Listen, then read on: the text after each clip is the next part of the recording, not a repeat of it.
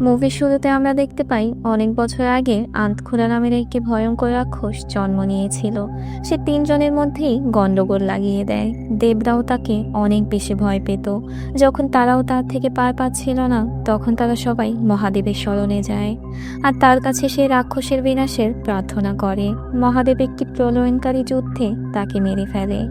আর এখান থেকে একটি নতুন সমস্যার জন্ম নেয়। কাহিনী চলে আসে 1980 সালে। তখন রাতের সময় আকাশ থেকে একটি উল্কাপিণ্ড পৃথিবীর জমিনে এসে পড়ে। উল্কাপিণ্ডটি পড়ার কারণে পৃথিবীতে খুবই জোরে শব্দ হয়। সে উল্কাপিণ্ডটির সাথে একটি অজানা মেহমানও পৃথিবীতে চলে এসেছিল, যাকে দেখে পশু পাখিরাও ভয় পাচ্ছিল। কুকুরের চিৎকারের শব্দে একজন লোকের ঘুম ভেঙে যায়। সে চিন্তা করেন, যখন উঠেই গেছি তাহলে গরুর দুধ বের করে নিই। কিন্তু তখনই কারেন্ট চলে যায়। পরে সে একটি কুপি নিয়ে আসে। ততক্ষণে একটি ভূতের মতো ছায়াও সেখানে চলে আসে। গরু তাকে দেখে ভয় পেয়ে তার থেকে দূরে পালিয়ে যাওয়ার চেষ্টা করছিল। লোকটিরও সেখানে কেউ আছে বলে অনুভব হয়। এরপর সকালে যখন দুধওয়ালা দুধ নিতে আসে, তখন গ্রামের সব মানুষের সাথে সেও তার দুধ দিতে যায়। কিন্তু তার দুধের বালতিতে দুধের বদলে রক্ত দিয়ে ভরা ছিল। এটি দেখে দুধওয়ালা ভয়ে পালিয়ে যায়। অন্যদিকে দেখা যায় সে খেতে পড়ে থাকা উল্কাপিণ্ডটি নিয়ে বিজ্ঞানীরা একটি মিটিং ডাকে। তারা সবাই সে উল্কাপিণ্ডটি পরিদর্শন করতে চায়। সমস্যা হয়ে দাঁড়িয়েছিল যে গ্রামবাসীরা এই উল্কাপিণ্ডটিকে একটি আসলিক ঘটনা বলে মনে করে। এই সময় তারা এমন একটি বিজ্ঞানীকে সেই গ্রামে পাঠানোর সিদ্ধান্ত নেয়, যে কিনা একজন নাস্তিক, আর সে বিজ্ঞানকে ছাড়া কিছুই মানে না। তার নাম হচ্ছে বিক্রম। বিক্রমের মা বাবা ছোটকালেই মারা গেছে। সে উল্কাপিণ্ডটি দেখার জন্য বের হয়ে যায়। গ্রামে পৌঁছানোর পর তার কনস্টেবল হনুমানের সাথে দেখা হয়। সে বিক্রমকে সহায়তা করার কাজ পেয়েছিল। হনুমান তাকে বলেছে গ্রামের সবাই এই উল্কাপিণ্ডটিকে একটি ভূত বলে দাবি করে। তখন বিক্রম বলে এগুলো হচ্ছে অন্ধবিশ্বাস। তখন হনুমান গ্রামের একটি স্বামীর ব্যাপারে তাকে বলে। সে বলে উনি যা বলবে গ্রামবাসী এবং চেয়ারম্যান সেটাই মানবে। গরুর দুধ থেকে রক্ত বের হওয়ার খবর পেয়ে স্বামীজি রামুর বাড়িতে যায়। সেটাকে উল্কা ভূতের সাথে জড়িয়ে দেখার চেষ্টা করে। গরুটি না তো দুধ দিচ্ছে আর না তো তার বাচ্চাকে তার কাছে আসতে দিচ্ছে। এটি দেখে স্বামী বলে এই গরুটিকে মেরে ফেলতে হবে, যদিও এটা পাপ হবে, কিন্তু এটা জরুরি। তখন সে রামুর হাতে কিছু চাল দেয়। এই চাল হাতে নিয়ে যখন রামু তার গরুর একটি চক্কর লাগায়, তখন দেখা যায় হাতে থাকা চালগুলো কালো হয়ে গিয়েছে। স্বামী চেয়ারম্যানকে এই কাজটি শেষ করার কথা বলে এবং উল্কাপিণ্ডের কাছে চলে যায়। রামু তখন চেয়ারম্যানকে বলে তার কথা ঠিক আছে, কিন্তু এটাতে আমার অনেক বড় ক্ষতি হয়ে যাবে। এই কথা নিয়ে চেয়ারম্যানের ছেলের সাথে তার ঝগড়া হয়ে যায়। ততক্ষণে রামুর মা গরুর রশি খুলে তাকে সেখান থেকে পালিয়ে যেতে দেয়। যখন তারা এই কথাটি জানতে পারে, তখন তারা সবাই গরুটিকে খুঁজতে বের হয়ে যায়। অন্যদিকে দেখা যায় রামুর ঘাড়ে একটি চিহ্ন ভেসে উঠেছে। এদিকে বিক্রম যখন জঙ্গলের কাজ দিয়ে যাচ্ছিল, তখন সে কারো পায়েলের আওয়াজ শুনতে পায়, কিন্তু তার সাথে থাকা হনুমান কোনো আওয়াজই শুনতে পায় না। ভয়ে সে তার সাইকেলকে একটি গাছের সাথে লাগিয়ে দেয়। তখন তারা দেখতে পারে একটি গরুর পিছে গ্রামবাসী ছুটছে। যখন বিক্রম এই ব্যাপারে জিজ্ঞেস করে, তখন সে জানতে পারে গরুর দুধ থেকে রক্ত বের হওয়ার কারণে গ্রামবাসী তাকে মারার জন্য উঠে পড়েছে। এটি শুনে বিক্রমের অনেক রাগ হয়। পরে সেও তাদের পিছে পিছে যেতে থাকে। তারা একটি জায়গায় গরুটিকে ধরে ফেলে আর তাকে মারতেই যাবে, তখনই বিক্রম সেখানে পৌঁছে যায় আর সবার সাথে মারপিট করতে শুরু করে। অন্যদিকে স্বামীজি উল্কাপিণ্ডের কাছে পূজা পাঠ করা শুরু করে দেয়। তখনই দেখা যায় লেবু থেকে রক্ত বের হচ্ছিল আর নারিকেলের উপরে থাকা কাপড়ে আগুন লেগে যায়। অর্থাৎ এই জিনিসটি সব ভূতগুলোকে নিয়ন্ত্রণ করছে। এটাকে যে কোনোভাবেই নিয়ন্ত্রণে আনতে হবে। পরে সে এই জায়গার চারিদিকে রশি বেঁধে দেয়। ওই সময় বিক্রম সকল গ্রামবাসীকে রশি দিয়ে বেঁধে গরুর সাথে নিয়ে আসছিল সেই উল্কাপিণ্ডটির কাছে। এটি দেখে চেয়ারম্যানের ছেলে তার উপর আক্রমণ করতে চাচ্ছিল। বিক্রম পরে চেয়ারম্যানকে বোঝায় যে রেডিয়েশনের কারণে গরু দুধের বদলে রক্ত দিচ্ছে, এর সাথে কোনো ভূতের সম্পর্ক নেই। পরে স্বামী বলে এরকম অনেক জিনিস আছে যেগুলোর জবাব বিজ্ঞানের কাছেও নেই। আমাদের শাস্ত্র বিজ্ঞানের থেকে অনেক বছর আগে হয়েছিল। এগুলো শুনে বিক্রম বলে এগুলো আপনি গ্রামবাসীকে শোনান। এটি বলে সে উল্কাপিণ্ডের চারিদিকে লাগানো রশি খুলে ফেলে। এটি দেখে গ্রামবাসীরা সবাই তাকে মারতে দৌড়ায়। তখন হনুমান বলে তাকে সরকার থেকে পাঠিয়েছে, তার যদি কোনো ক্ষতি হয় তাহলে ব্যাপারটা ভালো হবে না। ফলে চেয়ারম্যান সবাইকে দূরে সরে যেতে বলে। স্বামী এটাকে মহাদেবের ইচ্ছে মনে করে সেখান থেকে চলে যায়। পরে সে পূজা পাঠের সব জিনিসগুলোকে সেখান থেকে সরিয়ে দেয় আর গরুর জন্য একটি ঘর তৈরি করে। এর পাশে নিজের জন্য একটি তাঁবু বানায়। বিক্রম উল্কাপিণ্ডটিকে পর্যবেক্ষণ করা শুরু করে এবং তার সাথে গরুর চিকিৎসাও করায়। একদিন সে আবারও বাইরে শব্দ শুনতে পারে। দেখা যায় সেটি একটি সুন্দর মেয়ে। সে বলে এই গ্রামের মন্দিরের পূজারীর মেয়ে। মেয়েটি বলে, পুরো গ্রাম যেখানে পাথরটিকে ভয় পাচ্ছে সেখানে আপনি হাতুড়ি দিয়ে সেটাকে পর্যবেক্ষণ করছেন। উত্তরে বিক্রম বলে, আমি শুধু বিজ্ঞানকে বিশ্বাস করি। যদি তুমি বলো যে এখানে এলিয়েন এসেছিল তাহলে আমি মেনে নিব, কিন্তু ভূতের কথা বিশ্বাস করব না। তখন মেয়েটি বলে, আপনি এলিয়েন দেখেননি কিন্তু তাও মেনে নিবেন। ঠিক তেমনি গ্রামবাসীরা ওইটাকে মেনে নিয়েছে। যাওয়ার সময় মেয়েটি তার নাম দেবী বলে। ওই ঘটনার পর রামুর কি যেন হয়ে গেছে। সে রাক্ষসের মতো খাবার খাচ্ছিল আর তার বউ এবং মায়ের সাথে ঝগড়া করছিল। বাহিরে গিয়ে যখন সে গরুর বাচ্চাটির উপর চিৎকার চেঁচামেচি করে এবং সেখানে থাকা পানিতে যখন তাকায় সেখানে একটি ভূত দেখা যায়। সে অনেক ভয় পেয়ে যায়। রাতের বেলা হনুমান তার ঘর দেখানোর জন্য বিক্রমকে সাথে নিয়ে আসে। তার মেয়ে চিত্রা অটিজমে ভুগছে, এর জন্য সবাই তাকে পাগল মনে করে। তার মাও তার চিন্তায় মারা গেছে। কিন্তু চিত্রার মধ্যে একটি গুণ ছিল, সে যে কোনো জিনিস একবার দেখলে সেটা হুবহু ছবি আঁকতে পারত। বিক্রম তার সাথে কথা বলে এবং তার মায়ের ছবিও দেখায়। এরপর দিন রামু তার গরু নিতে আসে বিক্রমের কাছে, কিন্তু বিক্রম নিতে বাধা দেওয়ায় রামু তাকে অনেক মারে। তার ভিতরের অদ্ভুত শক্তি প্রকট হয় এবং পানিতে চুবিয়ে বিক্রমকে মারতে যাবে, এই সময় গরুটি ছটফট করতে থাকে এবং গরুর সেই ঘন্টার আওয়াজে রামুর এত বেশি কষ্ট হচ্ছিল যে সে সেখান থেকে পালিয়ে যায়। তখনই দেখা যায় সেখানে দেবী চলে আসে এবং বিক্রম তাকে রামুর ব্যাপারে সব বলে। দেবী হঠাৎ দেখতে পারে উল্কাপিণ্ড থেকে একটি টুকরো জমিনে পড়ে আছে এবং তার থেকে ধোঁয়া বের হচ্ছে। বিক্রম যখন সেখানে গিয়ে তাকায় দেখা যায় সেখানে একটি গর্ত ছিল।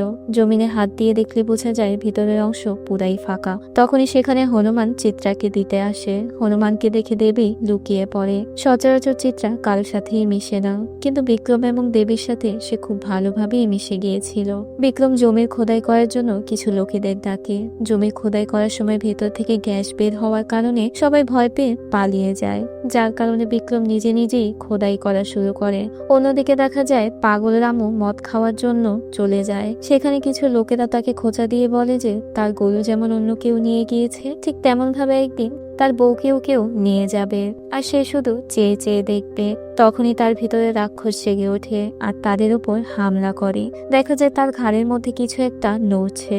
রামু সেখানে থাকা সবাইকে খুব বাজেভাবে মারতে থাকে। যে তার চোখের সামনে পড়ছিল সবারই মৃত্যু নিশ্চিত ছিল।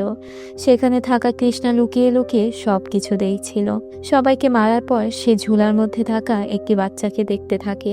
এরই মধ্যে বাচ্চাটির মা সেখানে এসে পড়ে, কিন্তু সে তার ভেতরে থাকা রাক্ষসকে দেখতে পারেনি, যার কারণে রামুও তাকে মেরে ফেলে। সে যখন তাকে মারছিল তখন কৃষ্ণা লুকিয়ে বাচ্চাটিকে সেখান থেকে নিয়ে চলে যায়। অন্যদিকে দেখা যায় বিক্রম গর্ত খুঁড়তে খুঁড়তে একটি প্রাচীন গুহায় চলে যায়। সেখানে অনেক শিল্পকর্ম আঁকা ছিল এবং একটি শিবলিঙ্গ ছিল। পরদিন যখন গ্রামবাসীরা মদের দোকানে হওয়া ঘটনা সম্পর্কে জানতে পারে তখন পুরো গ্রামে হইচই হয়ে যায়। বিকৃত মরাদেহকে দেখে মানুষের আত্মা কেঁপে ওঠে। চারিদিকে খোঁজার পর দেখা যায় কৃষ্ণা ওই বাচ্চাকে নিয়ে খেতে পড়ে আছে। তাকে জিজ্ঞাসাবাদ করার পর সে সবকিছু বলে দেয়। সে বলে সবাইকে মারার পর রামু নিজেকেও মেরে ফেলে। গ্রামবাসীরা বলতে থাকে সবকিছু ওই বিক্রমের জন্য হয়েছে। যদি সে ওই গরুটিকে মেরে ফেলতে দিত তাহলে সবকিছু হতো না। চেয়ারম্যান পুলিশকে বলে যে বিক্রমকে গ্রাম থেকে পাঠিয়ে দিন। এই কথা বলতে যখন পুলিশ বিক্রমের কাছে যায় তখন বিক্রম তাদেরকে সেই সুড়ঙ্গের কাছে নিয়ে যায়। সেখানে গিয়ে সে তাদেরকে একটি কঙ্কাল দেখায়। সে বলে যতদিন পর্যন্ত না আমি ইতিহাস জানতে পারছি আমি এখান থেকে যাব না। তখন পুলিশেরা কঙ্কালটিকে ল্যাবে পাঠানোর জন্য তাদের সাথে নিয়ে চলে যায়। এদিকে দেবীও জানতে পারে বিক্রমের যাওয়ার ঘটনা। দেখা যায় তখন রামুর মা গরুর বাচ্চাটিকে নিয়ে আসে আর বলে সে তার মাকে ছাড়া এতদিন খাবার খাচ্ছে না। তখন বিক্রম বলে গরুটিও কয়েকদিন পর ঠিক হয়ে যাবে। বিক্রমের মাও তার ছেলের মৃত্যুর জন্য খুবই মন খারাপ ছিল। সে তার ছেলের লাশও এখনো পায়নি। এই কথা শুনে বিক্রম লাশ বাড়িতে আনতে চলে যায়। ডক্টর রামুর লাশ দেখে বলে তার মৃত্যু মাথা ফাটার কারণে হয়নি, বরং সুষুম্না নারীর কারণে হয়েছে। মানুষের শরীরে ৭২,০০০ নাড়ি থাকে, তার মধ্যে ব্রাহ্মক আছে, সুষুম্না আছে, যেটা কিনা ঘাড়ের হাড্ডির সাথে জড়িত হয়ে ব্রেন পর্যন্ত যায়। ইয়োগাতে মানুষ এই জিনিসটাকে খেয়াল করে আর নিজের শক্তি বাড়ায়। তার এই সুষুম্না নাড়ি খুলে গেছে। ডক্টরের কথা পুলিশ আর বিক্রম কেউই বুঝতে পারেনি। অন্যদিকে দেখা যায় কৃষ্ণাকে কোনো কারণে তার পাগলের মতো অবস্থা হয়ে গিয়েছে। সে গ্রামের একটি মেয়ে বসুন্ধরাকে নিয়ে ভাবছিল। বসুন্ধরা চেয়ারম্যানের ছেলের সাথে সম্পর্ক ছিল। অন্যদিকে বিক্রম যখন তার তাঁবুতে ফিরছিল, সে দেখে তার তাঁবু পুরো ছাই হয়ে গিয়েছে। সেখানে থাকা সকল জরুরি উপকরণও পুড়ে গেছে, সাথে তার মৃত মার ছবিও পুড়ে গেছে। বিক্রম সেখানে একটি লকেট পায়, এটি চেয়ারম্যানের ছেলের ছিল। বিক্রম পরে তাকে গিয়ে মারতে শুরু করে। পরে বলে, তোমাদের অন্ধবিশ্বাস তোমাদেরকে পাগল করে দিয়েছে, মারা কাটা ছাড়া তোমরা কিছুই জানো না। আর বলে, এখন আমি এখান থেকে আরো আগে যাব না। ওই চেয়ারম্যানও তার ছেলের কর্মকাণ্ডের জন্য তাকে একটি থাপ্পড় মারে। দেখা যায় বিক্রম যখন হনুমানের বাড়িতে আসে, তখন দেবী তাকে ডেকে বলে, কৃষ্ণার ঘাড়ের পিছেও ঠিক ওই রকম দাগ দেখা গেছে।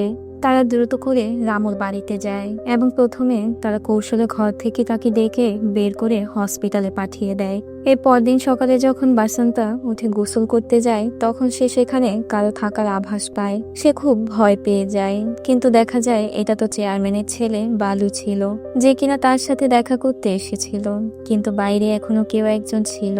তারা যখন বাইরে বের হয়ে দেখার চেষ্টা করে, দেখা যায় সেখানে কৃষ্ণা। সে বালুকে মেরে বাসন্তাকে সেখান থেকে নিয়ে যাচ্ছিল।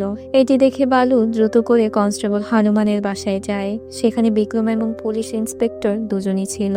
কৃষ্ণা ডক্টরকে মেরে হসপিটাল থেকে পালিয়ে এসেছে। তখন তারা চারজনই তাকে খোঁজার জন্য বের হয়ে যায়। বাসন্তা এক জায়গায় কৃষ্ণা থেকে বেঁচে বের হয়ে আখ ক্ষেতের মাঝখান দিয়ে চলে আসে। কৃষ্ণা ক্ষেতের মধ্যে দিয়েই তার পিছু ছুটতে শুরু করে। অন্যদিকে তারা চারজনও তার পিছে ছুটতে থাকে। আর কৃষ্ণা চুপ করে তাকে ধরে একটা বড় পাথর তার মুখে মেরে তাকে শেষ করে দেয়। এই সব কিছু তারা চারজন তাদের চোখের সামনে দেখে এবং তাকে ধরার চেষ্টা করে। তখন সে লুকিয়ে বালুর উপর হামলা করে। বালু কোনো মতে তার থেকে বেঁচে পালায়, কিন্তু তবুও সে বালুর পিছু ছুটতে থাকে। একটু খোলা জায়গায় বালুকে ধরে মেরে ফেলতে নিচ্ছিল। তখনই বিক্রমের হাতে থাকা হারিকেনটি শুকনো ঘাসের উপর ফেলে দেয়, আর তার সামনে সে ঘাসের স্তূপের উপর আগুন লেগে যায়। এটি দেখে কৃষ্ণা থেমে যায় আর তার ঘাড়ে গোল চিহ্ন দিয়ে তার সুষুম্না নাড়িকে খুলে দেয়। ফলে সে দৌড়ে জ্বলন্ত আগুনের মধ্যে লাফ দেয় এবং ওপার থেকে ছাই হয়ে বের হয়। ডাক্তার আবার বলে, তার মৃত্যু আগুনে পোড়ার কারণে হয়নি, বরং সুষুম্না নাড়ি খোলার কারণে হয়েছে। এটা যে জিনিসই হোক না কেন, এটি মানুষের ভিতরে খারাপ চিন্তাকে আরো বেশি বাড়িয়ে। এ সবকিছু শুনে বিক্রমের সিনিয়র অফিসার বলে, আমি তোমাকে এখানে পাঠিয়ে ভুল করেছি, কারণ তোমার জীবন এখানে ঝুঁকিতে আছে। তাই আমরা উল্কাপিণ্ডটিকে আমাদের সাথে নিয়ে গিয়ে পর্যবেক্ষণ করব। কিন্তু বিক্রম এখান থেকে যেতে বারণ করে দেয়। ভয় মানুষকে শয়তান বানিয়ে দেয়। তাই বিক্রম চায় না আর কোনো নির্দোষ মানুষের জীবন যাক। তার বিশ্বাস ছিল যে গুহার মধ্যে থাকা সে কঙ্কালের সাথে উল্কাপিণ্ডের কোনো না কোনো সম্পর্ক আছে। চেয়ারম্যানও তাদের দেবী রাজেশ্বরীর কাছে এসব থেকে বাঁচার জন্য প্রার্থনা করে। এর থেকে বিক্রম এটা অবশ্যই বুঝেছে যে বিজ্ঞানের পরেও কিছু জিনিস আছে, কিন্তু বুঝতে পারছে না যে এখন কি করবে। তখন দেবী বলে, তাহলে ওই গুহার ভিতরে গিয়ে দেখা যাক। তারা গুহার মধ্যে যায় এবং সেখানে থাকা চিত্রগুলো দেখতে থাকে। এরই মধ্যে এক জায়গায় একটি চিত্র আলোর সংস্পর্শে আসার কারণে জ্বলছিল। এটি দেখে বিক্রমের মনে পড়ে যে এরকম চিত্র তো চিত্রাও বানিয়েছিল। সে যখন চিত্রাকে এই ছবির ব্যাপারে জিজ্ঞেস করে, তখন চিত্রা বলে এই চিত্রটি সে মন্দিরে দেখেছিল। পরে তারা যখন মন্দিরে যায়, তখন মন্দিরের ছাদে তারা ঠিক ওই রকম আকৃতি দেখতে পায়। বিক্রম যখন মাশাল দিয়ে আগুন জ্বালাচ্ছিল, তখন সে চিত্রটিও জ্বলে ওঠে এবং এর প্রতিবিম্ব নিচে দেখা যাচ্ছিল। আসলে ভগবান শিব তো ওই রাক্ষসকে মেরে ফেলেছিল, কিন্তু তার মাথার ঘাম থেকে এক রাক্ষস জন্ম নেয়, যার নাম ছিল বাস্তরাম। সেই যুদ্ধে ওই রাক্ষসের মাথা থেকেও ঘাম ঝরেছিল, আর সেটি থেকেও একটি রাক্ষসের জন্ম নেয়, আত্মা চুষে নেওয়া রাক্ষস। কিন্তু সে বাস্তরামের মতো পাথর খেত না, বরং মানুষ খেত। তখনই হঠাৎ বিক্রম খেয়াল করে সেখানে দেবী নেই। সে চিত্রাকে নিয়ে বাইরে চলে আসে। গ্রামবাসী সবাই তাকে মারার জন্য একসাথে হয়। তখন বিক্রম মন্দিরের সামনে নারকেল ভাঙে এবং মাথায় তিলক লাগায়, হাত জোর করে সবার কাছে ক্ষমা চায়। সে বলে, আমি বিজ্ঞানকে ছাড়া কিছুই মানতাম না, আমি এই গ্রামের ইতিহাস সম্পর্কে কিছুই জানতাম না। এই সব কিছুর কারণ ওই উল্কাপিণ্ড নয়, কিন্তু মানুষ বুঝতে রাজি ছিল না। তখন বিক্রম বলে, পূজারীর মেয়ে থেকেই জিজ্ঞেস করে নাও। তখন চেয়ারম্যানের কথায় পূজারীর মেয়েকে ডাকা হয়, কিন্তু সে দেবী নয়, অন্য কেউ ছিল। তখন পূজারী বলে, এই গ্রামে দেবী নামের কোনো মেয়ে থাকে না। তখন বিক্রম রামুর মাকে বলে, আপনি তো তাকে দেখেছিলেন। আসলে রামুর মাও তখন বিক্রমকে একাই কথা বলতে দেখেছে।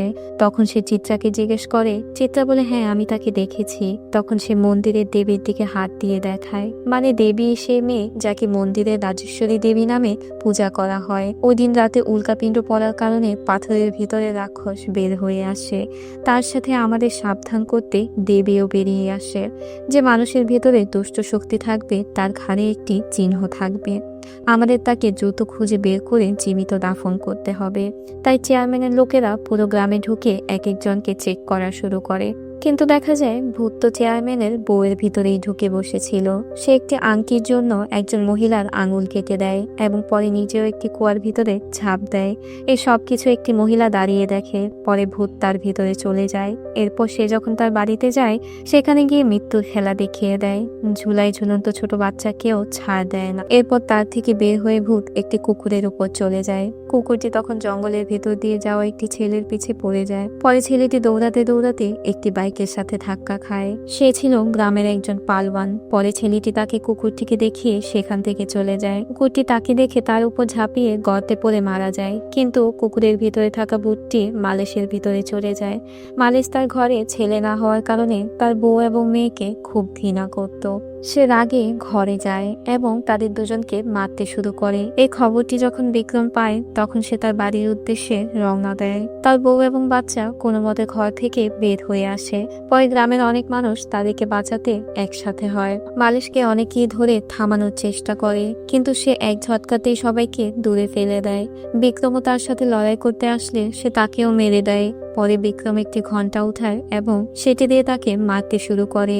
তখন ঘন্টার আওয়াজে মালিশ মারা থামিয়ে দেয়। এই সুযোগে মানুষ তাকে রশি দিয়ে বেঁধে দেয়। তখন স্বামী বলে তাকে জীবিত সমাধি দিতে হবে, ততক্ষণ পর্যন্ত তার উপর নজর রেখো। কিন্তু বিক্রম এই সিদ্ধান্তে একমত ছিল না। সে বলে একজন নির্দোষ মানুষকে এভাবে মারা ঠিক হবে না। তাই সে হনুমানকে সাথে নিয়ে তাকে দেখতে চলে যায়। কিন্তু ততক্ষণে তো মালিশ সেখান থেকে পালিয়ে গিয়েছিল। তারা সবাই তাকে খুঁজতে বের হয়ে যায়, কিন্তু বিক্রম আগে চলে যায় আর হনুমান পিছে পিছে যাচ্ছিল।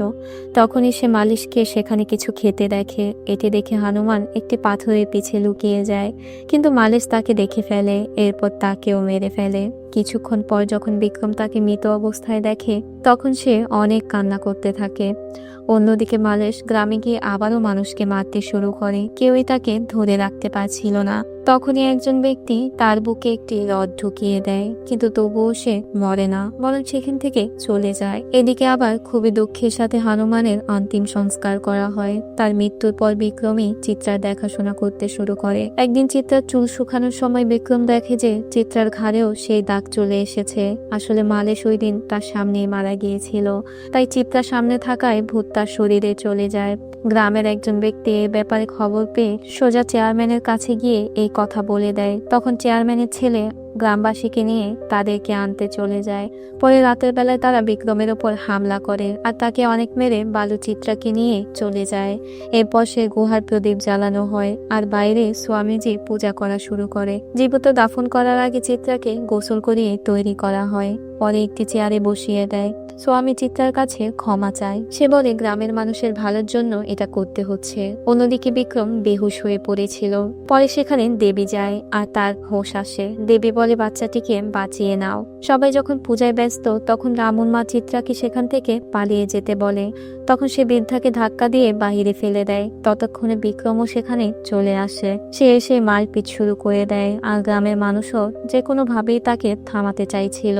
বিক্রম অনেকক্ষণ যাবৎ তাদের সাথে লড়াই করে, কিন্তু তারা সবাই মিলে তাকে ধরে ফেলে। ফলে তার এসব দেখা ছাড়া উপায় ছিল না। তখনই সে খেয়াল করে চিত্রার সামনে ঘন্টি বাজানোর ফলে সে ছটফট করা শুরু করে। এটি দেখে তার মনে পড়ে যায় যে যাদের শরীরে ভূত ছিল তাদের ঘন্টির আওয়াজে সমস্যা হতো। পরে সে শরীরের পুরো শক্তি দিয়ে সবাইকে দূরে সরিয়ে দেয় আর অনেকগুলো ঘন্টি নিয়ে বাজানো শুরু করে। আওয়াজ শুনে চিত্রা কান বন্ধ করে নেয়, যেন ভূত বলছে এটা বন্ধ করো।